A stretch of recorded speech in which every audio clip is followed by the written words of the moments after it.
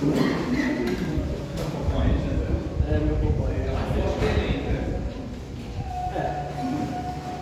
Bom dia, amados irmãos. Bom dia. Que a graça e a paz do nosso Senhor esteja em cada coração aí nessa manhã. Amém. A leitura para a mensagem se encontra no livro de Êxodo. Êxodo capítulo 32.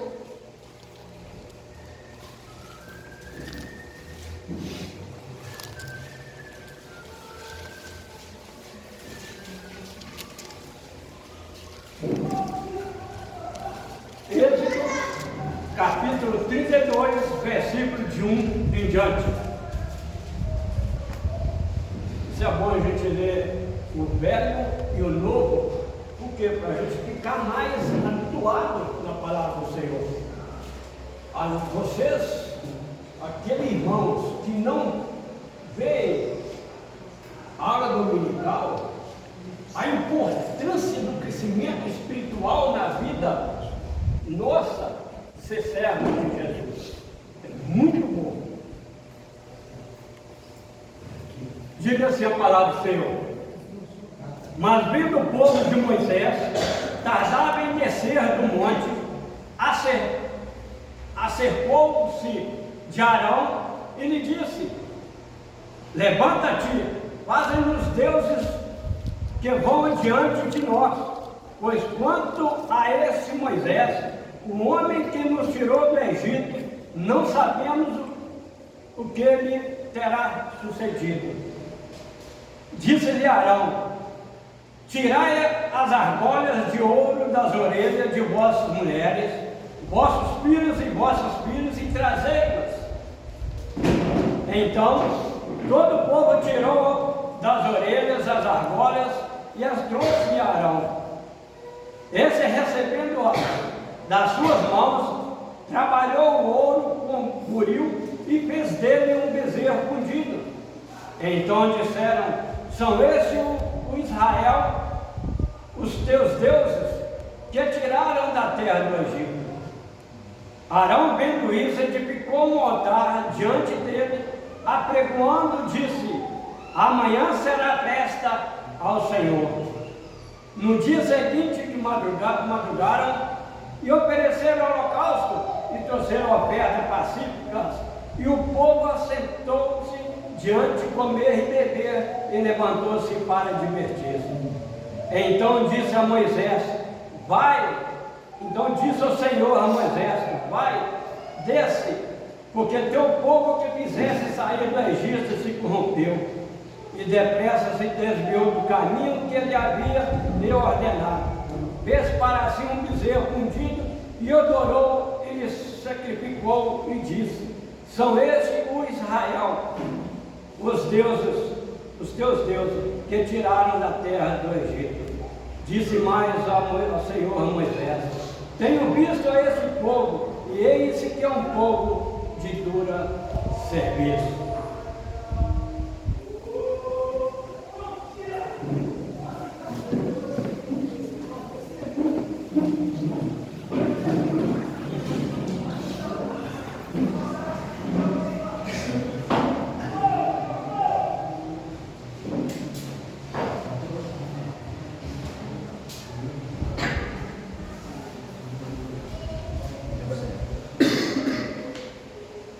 Bom dia, irmãos. Bom dia. Saúde a todos com a graça e a paz do nosso Senhor Jesus Cristo.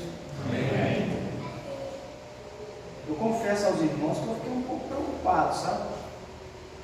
Tem uns homens aqui que têm a voz forte, a eloquência e tudo mais, e eu não sou um desses não. Então, eu coloquei minha esposa estrategicamente, que se não der para ouvir até o final, ela me dá um joinha assim, lá, a irmã já me dá um joinha, então tá mais tranquilo. E eu tenho a mania de falar rápido, então eu vou tentar falar pausadamente para que as pessoas entendam o que eu estou tentando dizer, né? Mas se por acaso minha voz não projetar até o fundo, vocês me dão um alerta, por favor, viu, irmãos? O tema da nossa mensagem de hoje, né? O José falou um pouco sobre mim, né? Eu cresci na Igreja de Cristo, eu tive o privilégio de crescer, minha esposa também, né? Eu a conheci no Enjoque. E aí nós começamos a orar e tudo mais, foi interessante a nossa vida, assim. E nós servimos lá no Dourado há 15 anos com os jovens da congregação. Tem mais ou menos uns que eu não conto, não tem mais de 15 anos, mas não sei quantos anos tem, não. Eu sirvo aos jovens lá, ministrando aos jovens, aos domingos, e se torna difícil de visitar outras congregações, né? Porque acaba que você está envolvido nos trabalhos da sua congregação local e fica difícil de ministrar em outros locais. Mas é sempre uma honra muito grande, é sempre um prazer muito grande estar com os irmãos, revendo alguns, né? Conhecendo outros, e é uma satisfação muito grande para a minha família estar aqui nessa manhã. Quanto à mensagem que eu pensei em ministrar para os irmãos essa manhã, recentemente eu vi uma postagem nas redes sociais. Eu acompanho muito redes sociais porque eu cuido de jovens, né? Então minha esposa fala que eu sou fifi. Eu fico vistoriando o que está acontecendo por aí. Então se você fizer coisa errada, eu vou saber o que está. Mas assim, eu sempre estou verificando, não posto nada, não falo nada lá, mas eu sempre estou olhando o que está acontecendo, né? E aí eu vi um post interessante, chamou atenção esse post. É assim, ditados, alguns são até heresias, né? Populares, entre aspas, que a gente ouve por aí no mundo secular. E aí eu projetei alguns, coloquei uma carinha ali, né? Obrigado. E aí eu projetei alguns para a gente entender assim, o que essas pessoas falam, e eu acho que grande parte de nós já ouviu algum tipo de comentário desses, tá? Em alguma parte da nossa vida. Então, não sei se vocês já ouviram, eu já ouvi essa frase muito assim. Eu sou cristão, mas não frequento a igreja porque é cheio de pecadores. É complicado, né? Mas tem gente que pensa assim, eu não vou na igreja não, lá só tem gente errada. Tá bom. Outro. Olha, eu esqueci de tampar o nome da pessoa. Não processa não. A Bíblia precisa ser atualizada. Eu ouvi um grande pregador há pouquíssimo tempo falando isso nas redes sociais. Que a Bíblia está desatualizada, ela precisa ser atualizada. Já tem versões, deve ter umas 20 versões em português da Bíblia, pelo menos no celular tem 15. Então a Bíblia precisa ser atualizada. Outra questão muito complexa também, né? Outra que eu vi lá. Isso não são coisas que as pessoas. Outra vez eu esqueci, ó. Eu acho que você não deixou nos nossos slides, tá? Não. Aí são questões que as pessoas levantam, não que elas acreditem, tá, irmãos? Mas coisas que elas já ouviram no mundo secular. Deus está em todas as religiões. Aí complicou bastante a vida, né? Outra citação: faz o pix do tamanho da sua fé. Isso aqui eu falei, eita, né? Fogueira santa. Alguém já ouviu esse termo fogueira santa? É comum no mundo aí. Deus tarda, mas não falha. Essa também eu já ouvi bastante. Essa aqui está comum hoje em dia. Meu corpo, minhas regras. Assim, várias discípulos, né, seguidores de Jesus Cristo falando essas coisas. Né? Depende do contexto, né, irmãos? Assim, não dá para julgar por uma frase, tem que ver o contexto como todo. Mas está comum esse jargão hoje em dia. Né? E tem que se tomar cuidado com relação a isso, que eu acredito que quem estabeleceu as regras sobre o seu corpo é o nosso Criador. Né? Então é necessário um certo discernimento nessa frase aqui. Mas, outra. Essa aqui é interessante também. A letra mata. Não sei se alguém já ouviu falar isso, eu já. Então, geralmente são utilizados por pessoas que não têm um compromisso, né, com o estudo da palavra de Deus e falam assim, a letra mata, você fica só estudando aí a Bíblia, e isso aí vai levar você para o céu. Então, é uma forma de depreciar o estudo das Escrituras Sagradas, talvez. E a última, que eu acho que muita gente já ouviu, é a voz do povo, é a voz de Deus. Então, a voz do povo é a voz de Deus, me fez pensar muito nessa frase. E aí eu falei assim, eu vou estudar sobre isso nas Escrituras, eu quero entender assim, tudo que a voz do povo foi a voz de Deus de fato. E aí analisando, pegando alguns textos bíblicos, né, eu cheguei em Êxodo 32, que foi a leitura que o irmão fez para nós. Então eu vou projetar aqui o texto das Escrituras, eu coloquei alguns textos que eu vou citar em slides para que a gente ganhe um pouquinho de velocidade. Nós vamos abrir as Escrituras nos dois principais, tá?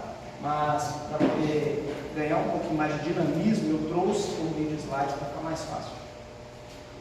Primeiro, assim, a definição de povo no dicionário Aurélio, né, é um conjunto de pessoas que falam a mesma língua, têm costumes e interesses semelhantes, história e tradições em comum. Essa é a definição de um dicionário simples. O que é um povo, né? Nós, enquanto igreja, nós somos chamados povo de Deus, na verdade, né? Em 1 Pedro 2,9, é uma passagem bem conhecida de todos os irmãos, mas fala que nós somos sacerdócio real, nação santa, povo de propriedade exclusiva de Deus, né? Então, nós somos o povo de Deus. Nós somos um povo que compartilha de uma história, de uma tradição comum a todos nós, né? E de interesses em comum e de costumes que estão em comum também. Muitas vezes, nós podemos ver nas Escrituras que a voz do povo, ele reflete ignorância, ele reflete medo, e ele reflete talvez a voz de uma minoria que é muito influente naquele meio. Então nós podemos ver isso, por exemplo, na crucificação de Jesus, né? Uma minoria incitou a todos ali.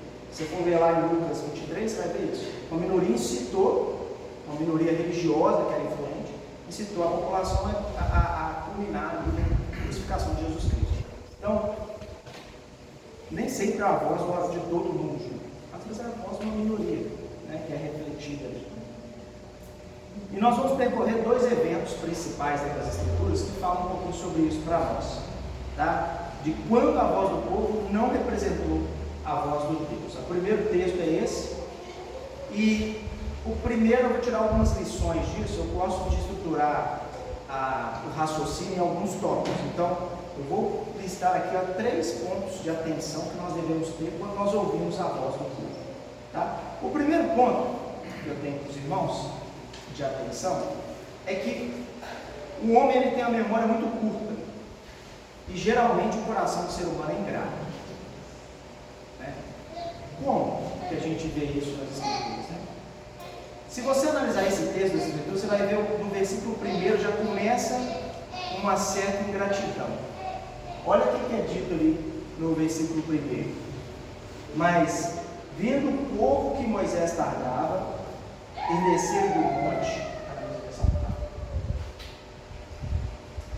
acercou-se de Arão e lhe disse: levanta-te, faze-nos deuses que vão adiante de nós, pois quanto a este Moisés, o homem que nos tirou do Egito, não sabemos o que lhe terá sucedido. Eu achei engraçado esse termo que fala assim: pois a esse Moisés, assim, parece que o povo não conhecia quem era Moisés, né? Esse cara que chama Moisés aí, aquele cara lá que tirou a gente do Egito. Eu não sei se os irmãos sentem isso, mas parece uma forma irreverente de se tratar com relação ao filho de Moisés. Eu imaginei assim, eu já vi a Joana, a mãe daquele menino lá, aquele Cravel lá, parece um certo desdém, uma forma não reverente de se tratar a figura de Moisés. Então a gente já começa a ver uma certa ingratidão quanto à figura dele, aquilo que ele representou e o agir de Deus por intermédio dele. Né? Se nós formos verificar ainda no versículo 8 das Escrituras, Deus fala que muito depressa o povo se desviou. Nossa memória é muito curta e muitas vezes o nosso coração é ingrato. O ser humano ele tem que tomar essa atitude. O povo é assim, né? Muitas vezes a voz do povo reflete isso nas suas afirmações. Nós devemos tomar muito cuidado com isso. Quando a gente vê o texto de Salmo 106, 19 a 22, diz assim: em Horebe fizeram um bezerro, adoraram um ídolo de metal, trocaram a glória deles pela imagem de um boi de couro capido. Esqueceram-se de Deus, seu Salvador, e fizeram coisas grandiosas no Egito, maravilhas na terra de Cã e feitos temíveis junto ao mar vermelho. Nesse trecho que remete a esse acontecimento, né, lá de Êxodo, nós vimos ali no versículo 20 que eles trocaram, quer dizer, a memória curta das pessoas, eles trocam as coisas, né, e esqueceram-se de Deus. E a pergunta que fica para nós é: quantas vezes nós temos visto isso ao nosso redor? Pessoas que têm a memória curta, pessoas que são ingratas. Quantas vezes as vozes que nós ouvimos ao nosso redor refletem esse tipo de atribuição? Nós, enquanto cristãos, nós devemos ter muito cuidado para não nos tornarmos pessoas ingratas e para não nos esquecermos das maravilhas que Deus tem feito na nossa vida. Esse é o primeiro alerta com relação a quando nós ouvimos a voz do povo. Não devemos ser pessoas com memória curta e com ingratidão no nosso coração, diante dos feitos que Deus tem feito em nossas vidas. O segundo ponto que eu gostaria de conversar com os irmãos seria que muitas vezes nós tentamos apaziguar as coisas. Nós tentamos amenizar alguma situação, ou tentamos conciliar coisas de Deus com coisas que não agradam a Deus. Eu não sei se os irmãos trazem à memória essas coisas, mas assim, eu vejo um esforço absurdo às vezes para conciliar uma coisa, ou uma ideia que é completamente pagã com uma coisa que é divina, de Deus. Até mesmo na Irmandade tem irmãos que postam situações que eu falo assim: gente, não tem conexão uma coisa com a outra. E se você for ver esse trecho das Escrituras, é exatamente o que Arão tentou fazer. Quando nós vemos o versículo 4 a 6, diz assim: ele os recebeu, Arão, ele os recebeu e os fundiu, transformando tudo num ídolo, que modelou como uma ferramenta pronta, dando-lhe a forma de um bezerro. Beleza. Então disseram: eis aí os seus deuses, ó Israel, que tiraram vocês do Egito. Então disseram, então não foi Arão que falou, né? Foi o povo que estava falando isso, certo? Vendo isso, então Arão observou que o povo estava falando do bezerro que tinha tirado eles do Egito, e pensou: opa, vou fazer um gancho aqui então, vou conciliar as coisas, vou dar um jeito de juntar essas ideias aqui. E aí, está dizendo no versículo 5: vendo isso, Arão edificou um altar do bezerro e anunciou: amanhã haverá uma festa dedicada ao Senhor.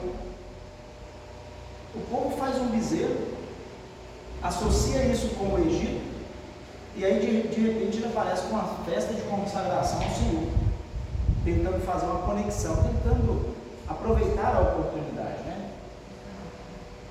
Nós vimos no versículo 6: na manhã seguinte ofereceram holocaustos e sacrifícios de comunhão. O povo se assentou para comer e beber e levantou-se para se entregar à farra. É uma situação delicada. Arão, notando ali que o povo associou o bezerro a Deus, ele tentou fazer uma conexão, fazer uma festa, sacrifícios, né? Uma festa dedicada ao Senhor. Ele tenta conciliar as ideias, ele tenta apaziguar as coisas. Fala assim: vocês fizeram um bezerro aí, mas nós estamos achando que é Deus. Vamos fazer uma festa para Deus aqui. Vamos fazer agora, é Deus, vamos fazer uma festa, um holocausto. Tentou trazer a razão uma situação completamente pagã, coisa que não agrada a Deus, né? E nós vimos que as consequências são desastrosas quando a gente faz isso, porque se você observar aqui, ó, e levantou-se para se entregar à farra, no meio de uma festa que era dedicada ao Senhor, as pessoas começaram a farrear, porque o coração delas estava errado, né? Muitas vezes tentando apaziguar as coisas, trazer junção às coisas, muitas vezes sendo permissivo, né, com algumas situações que não agradam a Deus, nós cometemos o mesmo erro. Nós acabamos nos afastando daquilo que Deus deseja e almeja de nós, ou muitas vezes daquilo que Ele nos pede. Quando nós vemos em Tiago 4:4, as Escrituras Sagradas são muito claras com relação a esse assunto, né? Ele fala: adúlteros, vocês não sabem que a amizade com o mundo é inimizade com Deus? Quem quer ser amigo do mundo, faça inimigo de Deus. Muitas vezes a conciliação não é possível. Não estou pregando ódio não, né? Longe de mim, mas eu falo uma conciliação entre coisas que abominam a Deus e coisas que Deus aprova, não é possível. Nós, enquanto servos, quanto luz do mundo, sal da terra, nós devemos ter ciência disso. Até onde nós devemos ir, até onde nós não devemos. Né? Então, é fundamental para nós sabermos distinguir isso. Então, muitas vezes, nós não conseguimos conciliar essas ideias de maneira saudável. A voz do povo, às vezes, vai tentar fazer isso. E nós devemos ser críticos o suficiente para não permitir que isso entre em nossos corações e nossas mentes. O terceiro ponto, eu vou deixar ela no slide aqui, mas o terceiro ponto que eu gostaria de compartilhar com os irmãos é que o povo sempre tenta fazer do seu jeito. Nós, enquanto seres humanos, queremos dar um jeito de fazer a coisa do jeito que a gente pensa e do jeito que a gente quer. É natural do ser humano tentar fazer isso. Né? Quando a gente vê o relato de Atos 7:41 sobre esse trecho das Escrituras também diz, fala assim, naqueles dias fizeram um bezerro e ofereceram sacrifícios ao ídolo, alegrando-se com as obras das suas mãos. Alegrando-se com a obra das suas mãos. Como é prazeroso para o ser humano servir um Deus que ele mesmo criou. Muitas vezes as pessoas elas criam um Deus para si mesmas e seguem aquele Deus. Elas ignoram por completo o Deus que se faz revelar nas Escrituras para seguir alguma coisa que eles almejam, que eles desejam. Né? E nós gostamos de um Deus segundo aquela forma que nós gostamos, né? Aquilo que nos agrada. Nós vemos vários comentários de pessoas no início de situações estranhas, eu diria, algumas heresias, alguns enganos teológicos, algumas formas de conciliar duas ideias totalmente diferentes, como o Aaron fez, e algumas maneiras de dobrar a Deus à sua própria vontade.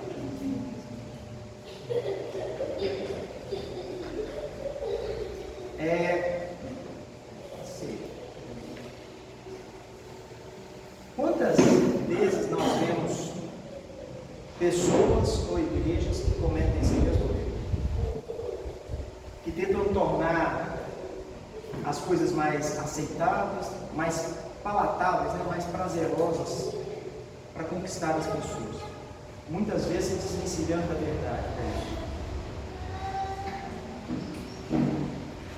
Tem um exemplo nas Escrituras, agora é o segundo exemplo que eu gostaria de usar, quando a gente fala da voz do povo, a voz da população em geral, que eu acredito que nunca representa a voz de Deus, né? Está relatado lá em 1 Samuel 8, na escolha do rei Saul. Eu gostaria que os irmãos abrissem em 1 Samuel 8, os versículos 4 a 5.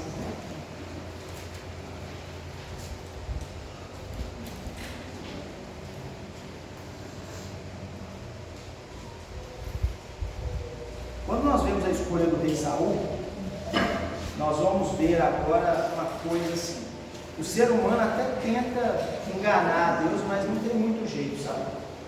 A gente tenta às vezes criar justificativas para as coisas, mas não funciona muito bem não. O 1 Samuel 8, 4, 5 diz assim: por isso todas as autoridades de Israel reuniram-se e foram falar com Samuel em Ramá. E disseram-lhe: tu já está idoso, e teus filhos não andam em teus caminhos. Escolhe agora um rei para que nos lidere, a semelhança das outras nações. Tá.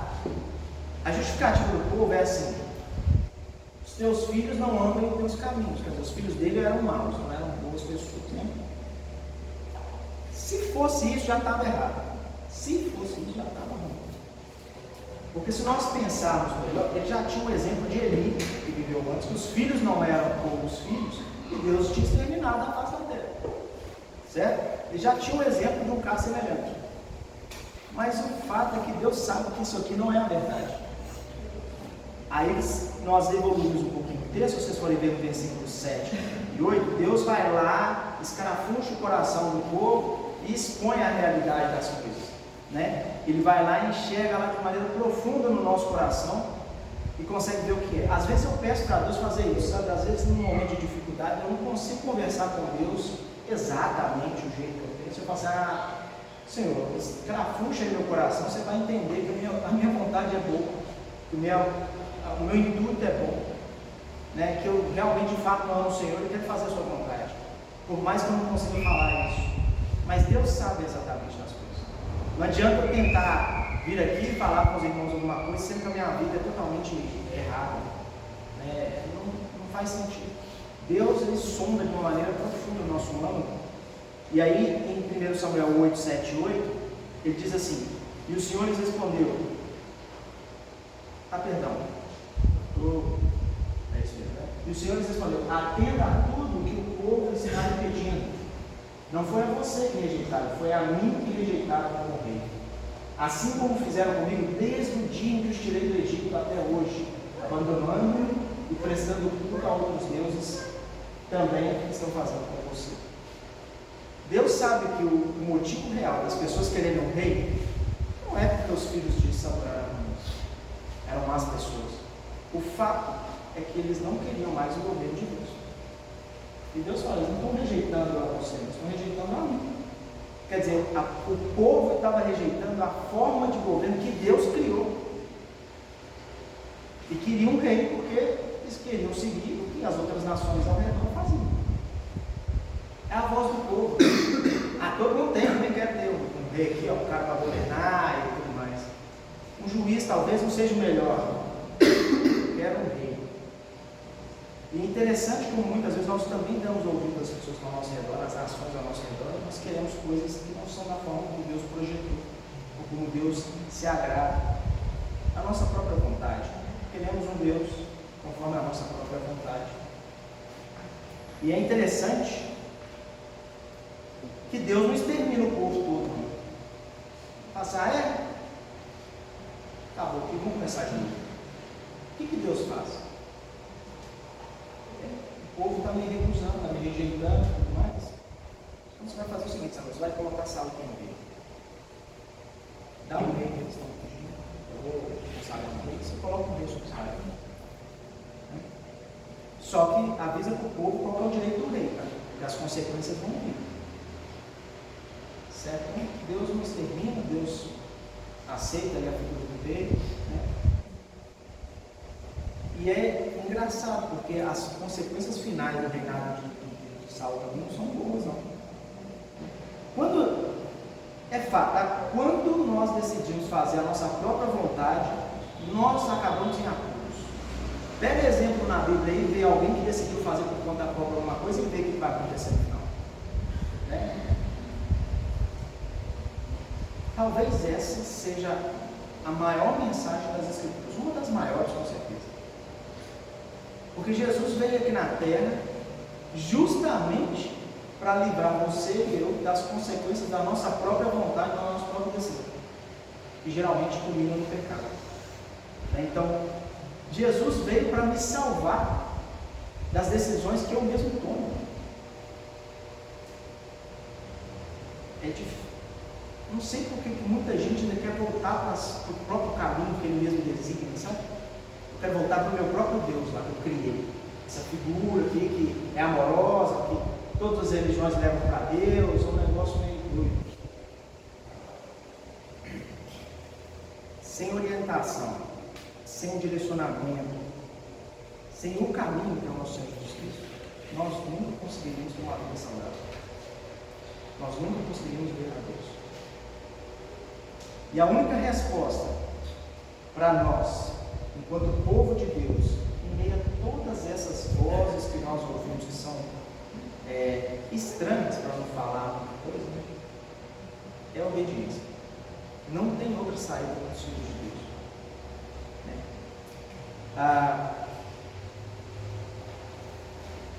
Diante de tantos conselhos inúteis que nós recebemos diariamente, a única solução pura é a obediência. Se nós formos ver João 14, 15, o mestre fala assim, né, para o Senhor Jesus: se vocês me amam, obedecerão aos meus mandamentos. Se nós de fato amamos a Deus, nós vamos obedecer a vontade de Deus. Não conhecer apenas, mas obedecer. Os discípulos de Jesus, em frente ao Sinédrio, que era a ordem religiosa dominante na época, né? Sabedores dos seus deveres e convictos princípios ali da sua fé, eles respondem para o Senhor assim: é preciso obedecer antes a Deus do que aos homens. Muitas vezes com imposições ali, com ameaças, né, com relação à sua vida, interessa que nós obedeçamos a Deus, não ao que os homens dizem. Essa distinção, essa questão de obediência deve ser muito clara no coração de todo crente, de todo aquele que confessa Jesus como Senhor da sua vida. Né? Se você pesquisar, eu pesquisei, vou falar com vocês, eu pesquisei todas, mas se você fizer uma pesquisa breve, que seja, nas Escrituras, com relação à obediência, você vai encontrar tantos versículos inspiradores, sabe, para a sua jornada aqui na Terra. Você vai ser tão edificado com isso, no sentido de entender melhor o que você deve fazer. Finalizando com a ideia de Saul, né? O povo decidiu criar o seu próprio rei lá, a sua própria vontade, quis fazer do seu jeito e consagrou Saul. Se os irmãos forem um pouco mais adiante na história, 1 Samuel 15, você vai ver que o fim de Saul foi a desobediência. Né? Quando a gente vê lá em 1 Samuel 15, o rei Saul, ele poupa o rei Agag, poupa os melhores animais ali, sendo que o Senhor havia orientado que ele exterminasse tudo. Mas ele vai lá e poupa o rei e poupa os animais. E lá em 1 Samuel 15, 22, nós vemos Samuel indo lá repreender Saul, né? Por que você não matou tudo? Aí Saul fala assim: não, mas é que eu ia fazer uma oferta. Eu peguei o rei aqui para poder poupar o rei e tal, e os animais aqui que eu guardei, mesmo Deus mandando não guardar nada, eu guardei para fazer um holocausto, para poder fazer uma consagração. E aí culmina nessa frase aqui de Samuel, né, oriunda de Deus, da parte de Deus, né? Samuel responde a ele assim: acaso tem o Senhor tanto prazer em holocaustos e em sacrifícios, quanto em que se obedeça a sua palavra?